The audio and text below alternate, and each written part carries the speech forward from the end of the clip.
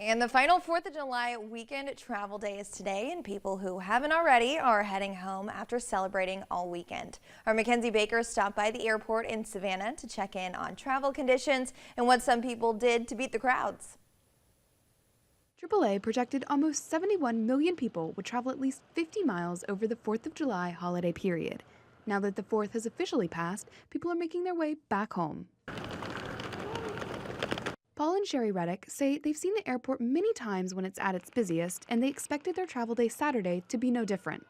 Well, thought it was going to be crazy. So far it hasn't been, so I feel really fortunate about that. One mother who's waiting for her daughter to return home says the time of day you plan to travel has a big impact. In the afternoon times, it's real busy. Despite your departure time, traveling can still be hard to predict. I asked one couple in the airport if they had any advice for others headed out Sunday. Here's what they had to say.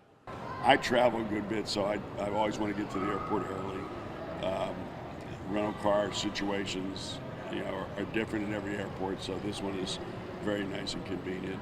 When we spoke with the Savannah Hilton Head International team earlier this week, they recommended getting to the airport at least 2 hours before your flight. That way, you'll have plenty of time to get parked, check your bags, and get through security. TSA expects to screen 3 million people today alone at airports across the country, so keep that in mind if you still have some traveling left to do.